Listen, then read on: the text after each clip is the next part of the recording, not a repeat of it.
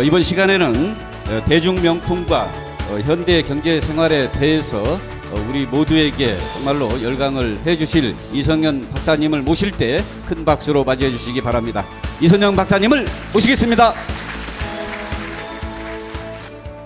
여러분 반갑습니다.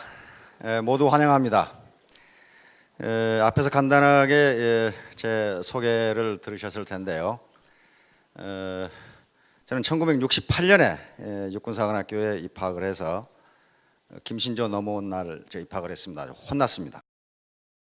1972년에 육군사관학교를 졸업을 하고 1976년에 서울대학교 경제학과를 졸업을 했습니다. 야전에서 조금 근무를 하다가 교수요원으로 선발돼서 미국 브라운 대학교를 졸업하고 또 경북대학교를 졸업하고 35년간 육군사관학교와 육군 3사관학교에서 경제학 교수를 했습니다. 저는 40여 년 동안 공직에 있었기 때문에 연금도 많이 나오고 또 집도 있고 그래서 뭐 다른 일 않고도 먹고 살만 합니다. 그런데 이제 제가 전역을 하고 있으니까 이 박한길 회장님이 이 경제연구소장을 좀 맡아주지 않겠느냐 이렇게 제안을 해서 저는 굉장히 망설였습니다.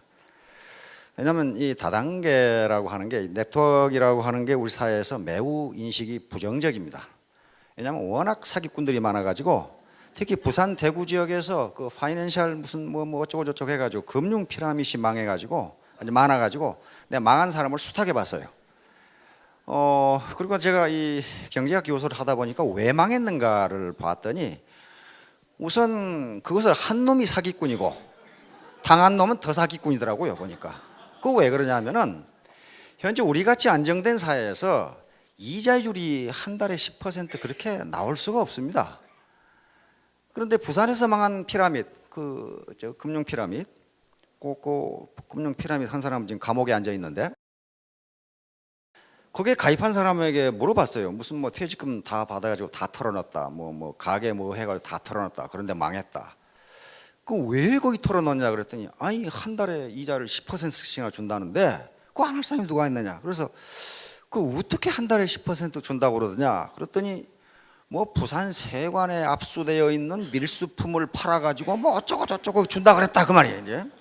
그래서 아니 그 밀수품은 짝퉁이 많고 밀수품이기 때문에 그거 다 태워버리거나 없애버리는데 어떻게 그 사람이 불화를 받아서 당신에게 월 10%를 주느냐. 뭐 그러니까 그런 피라미드를 한 놈은 아주 그 왕사기꾼이고 당한 사람은 탐욕에 깃들어 있는 겁니다. 절대로 그렇게 될 수가 없어요. 그래서 그런 어떤 이유 때문에 이 네트워크라고 하는 것이 굉장히 부정적으로 인식되고 있습니다.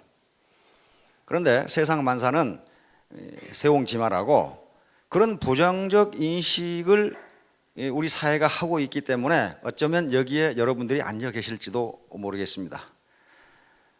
원님 지나가라고 길 닦아놨더니 거지가 먼저 지나간다고. 네트워크는 원래 미국에서 생긴 것이고 그 마케팅 개념을 맨 먼저 이론적으로 정립한 사람은 하버드 대학 교수입니다. 그러니까 굉장히 선진적인 마케팅 기법인데 그게 우리나라에 들어와서 어떻게 사기 기법이 됐어요. 만약에 그런데 이런 네트워크 마케팅이 사회적 인식이 좋았다면 아마 여기 앉아 계실 분은 몇 사람 없을 거예요. 삼성, LG, 현대가 다 잡숫고 얼마나 식욕이 좋은 기업들입니까?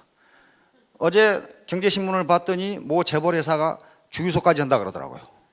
주유소까지. 그런데 이렇게 좋은 시장을 그 재벌회사가 가만 놔뒀겠어요? 아마 여기 앉아 있는 사람 전부 다 서울대학 출신들일 거예요. 그런데 마침 사회적 인식이 나빴기 때문에 그래도 서민들에게 이 자리가 돌아온 겁니다. 그런데 저는 경제학 공부를 했기 때문에 현재 인류가 만든 경제 체제 중에 가장 좋은 것은 우리가 살고 있는 자본주의 시장 경제 체제입니다. 사회주의 계획 경제 체제는 다 망했어요. 소련이 망하면서 몇 개 남았지만 그건 완전히 거지 국가들이고. 그런데 이 자본주의 시장 경제 체제에 문제가 없냐 하면 문제가 많아요. 가장 큰 문제가 고용 문제와 소득 분배 문제입니다. 그리고 점점 인간의 수명이 늘어나니까 노후를 국가나 사회가 어떻게 보장할 것인가 하는 문제. 지금 프랑스 난리죠. 점점 수명이 길어지니까 연금 기금이 고갈나니까 프랑스 정부가 정년을 2년 늦추고 연금을 2년 늦추자. 그러니까 정년을 62세로 하고 연금을 67세부터 줘. 지금 65세까지부터 주거든요. 그러니까 퇴직한 사람들이 어떻게 하겠어요?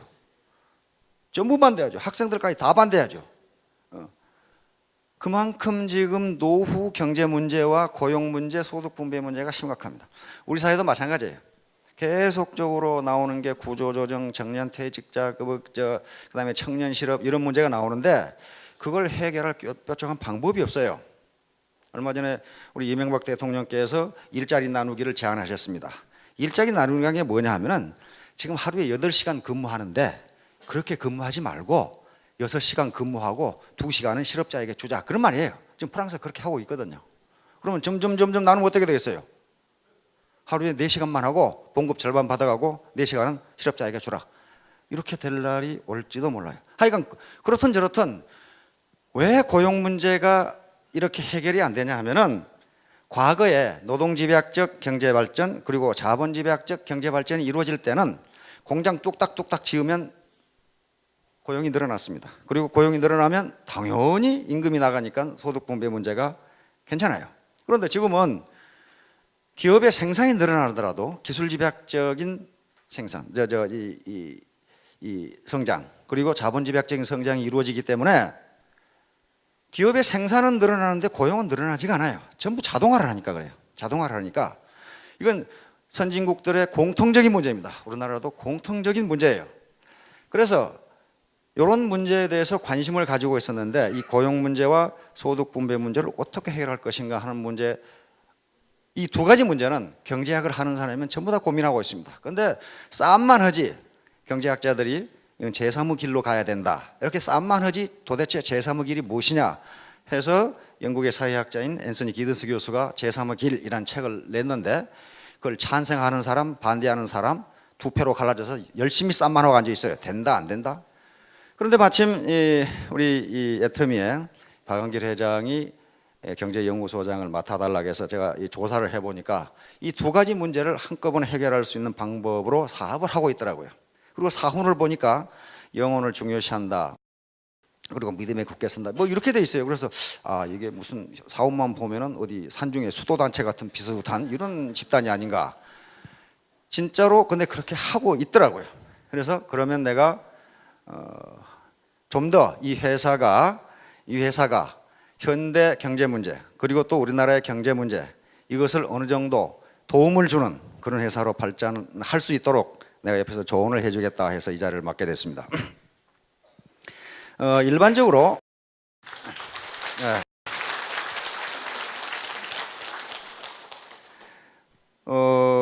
일반적으로 가치에는 가치라고 하는 것이 있는데 가치는 그 속성에 따라서 두 가지로 나눕니다. 하나는 본질적 가치라는 것이 있고 또 하나는 도구적 가치라는 것이 있습니다.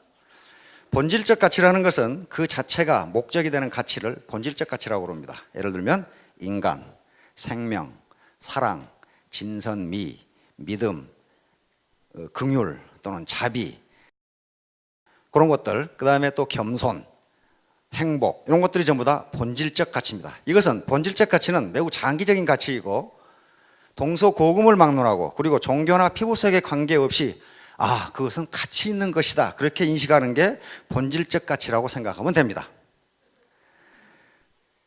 그런데 도구적 가치라고 하는 것은 자기에게 이익이 되기 때문에 추구하는 가치를 도구적 가치라고 그럽니다.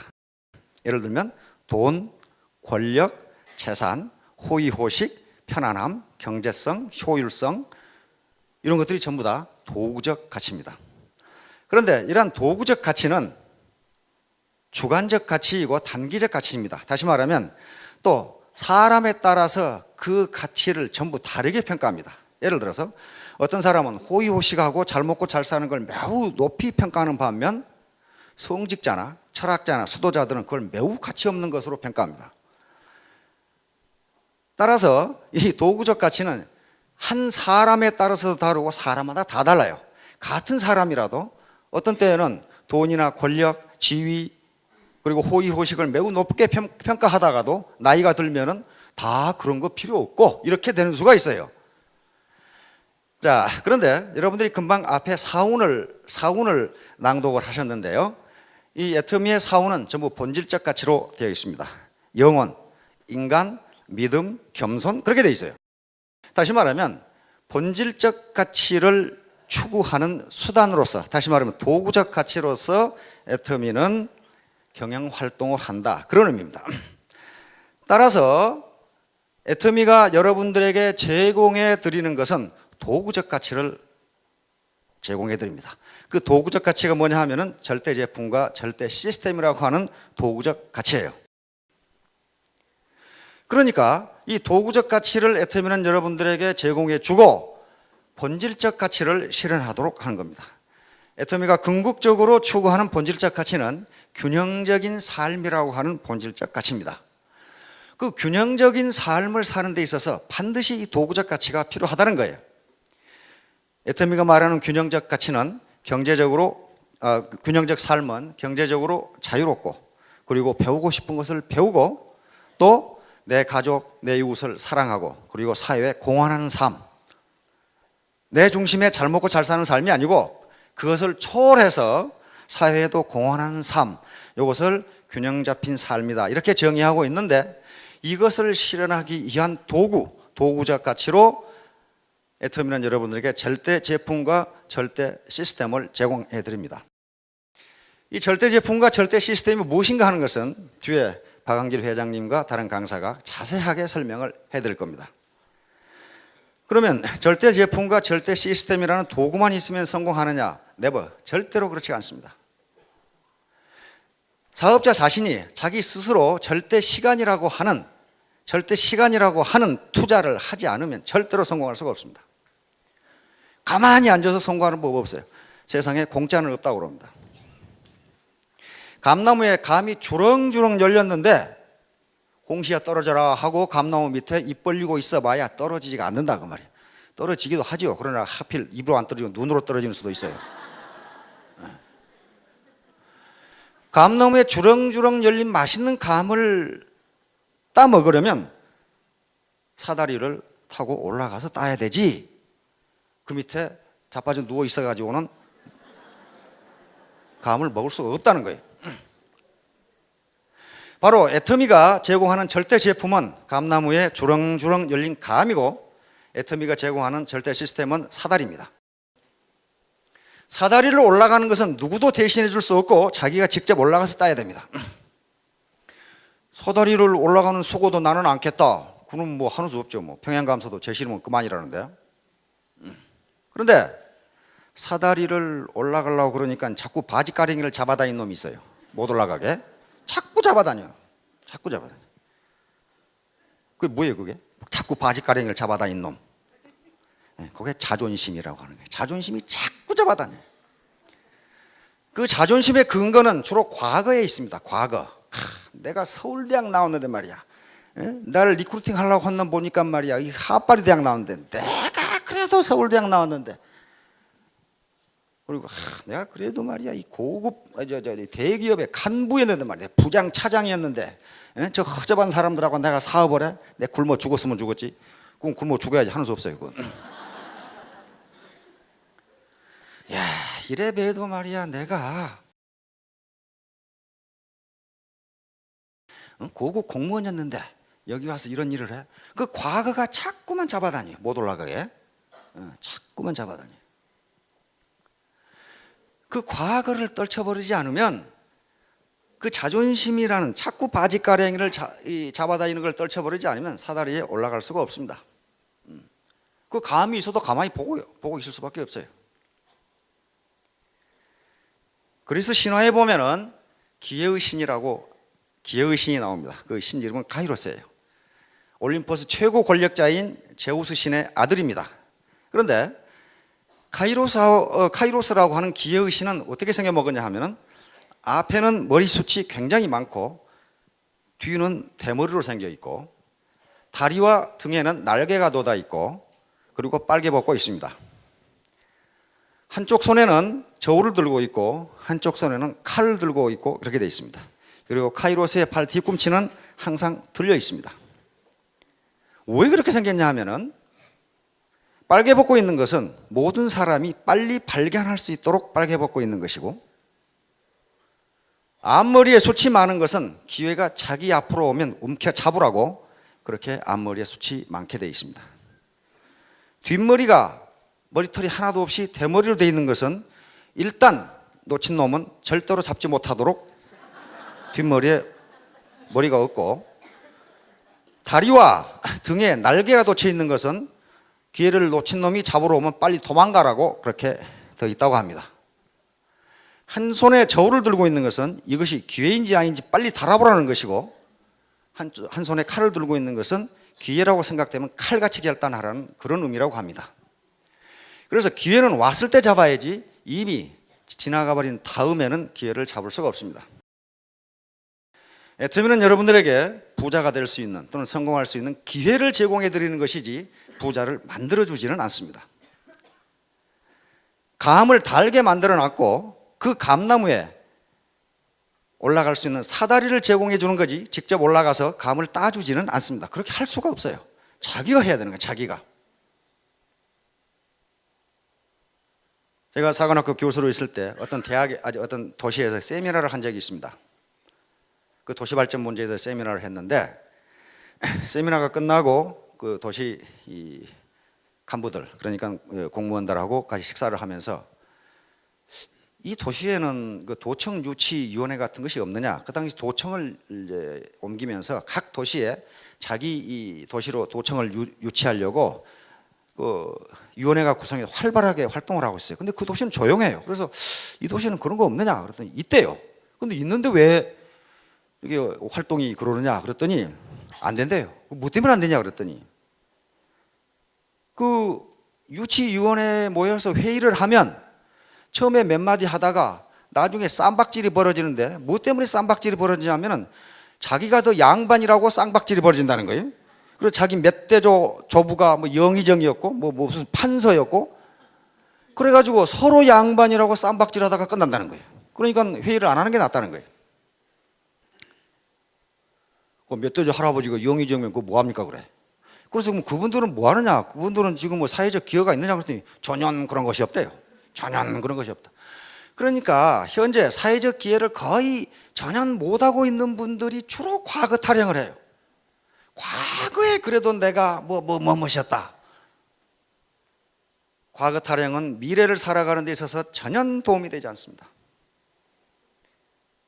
지난번에 제가 간단히 말씀을 드렸는데, 톨스토이라는 이 러시아 이 대문호가 쓴 마지막 책이 살아갈 날들을 위한 공부라는 책이 있어요. 산 날을 위한 공부가 아니고 앞으로 살아갈 날들을 위한 공부, 그렇게 돼 있어요. 그 짧은 서문에 내가 인생을 살면서 인류에게 가장 내 사랑을 깊게 표현한 책이다 그래놨어요. 마지막 죽기 전에 쓴 책입니다. 거기에 뭐라고 되어 있냐면 세 가지 질문이 되어 있습니다. 당신에게 가장 중요한 때는 언제인가? 당신에게 가장 중요한 일은 무엇인가?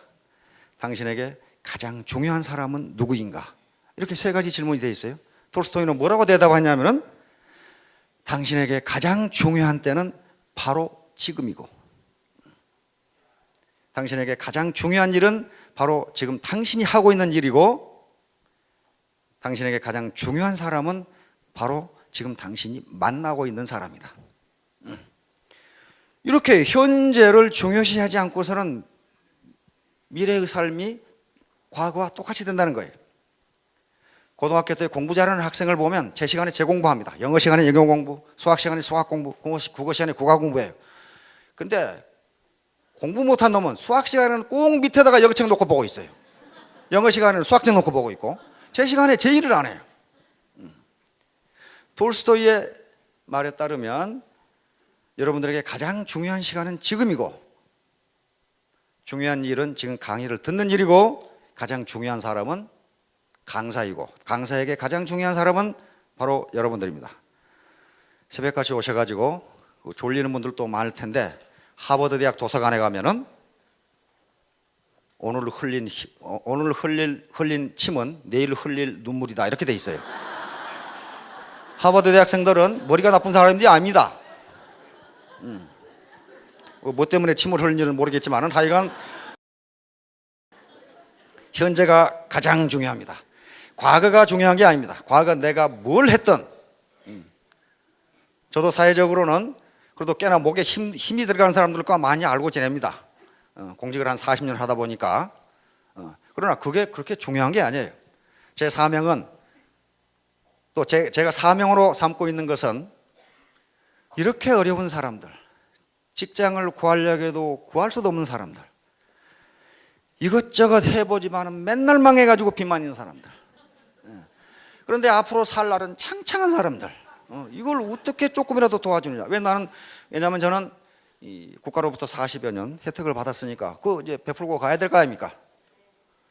근데 이 중에 혹시 내가 게을러서 그랬다 그런 사람 없을 거예요. 뼈 빠지게 일했는데 안 된다. 그것은 여러분들이 무능하거나 게을러서가 아니고 재수가 없었기 때문입니다. 그 재수는 바로 환경을 이야기합니다. 이런 시스템을 만나지 못해서요.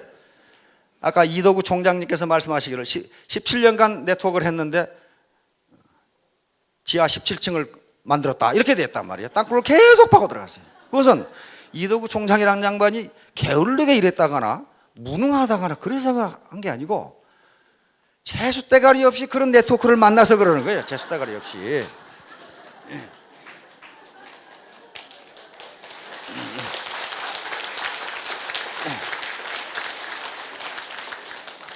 이 중에 뼈 빠지게 일을 했는데 칼국수집도 해보고 무슨 뭐 구멍가게도 해봤는데 안 됐다.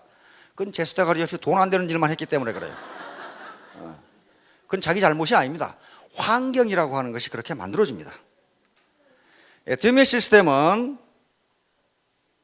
네트워크의 모범을 창조해 나가는 길이기 때문에 기존의 네트워크의 기법하고는 다릅니다. 네트워크의 새로운 기법을 창조해 나가는 중이니까 오히려 사회적 인식이 부정적으로 되어 있다는 것이 오히려 더 좋을지도 몰라요. 여러분들은 과거 그런 거 생각 마시고 어떻게 해서 우리 파트너가 됐든 누군가가 됐든 여기에 가보자고 해서 왔는데 그것이 찬스가 됐고 재수가 됐습니다. 재수 없는 놈은 뒤로 넘어져도 코가 깨지고 재수 좋은 놈은 쇠똥에 미끄러져도 이쁜이 치마 밑으로 넘어진다고.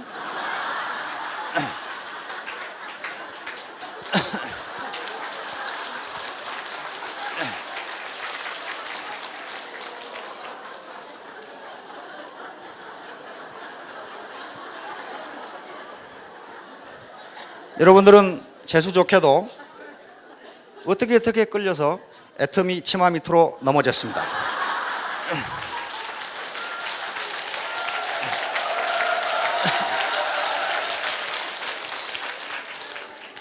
이것이 기회이고 찬스니까 기회의 신 카이로스가 도망가기 전에 빨리 앞머리를 틀어잡고 경제적 자유를 얻는 큰 성공을 이루기 바랍니다. 감사합니다.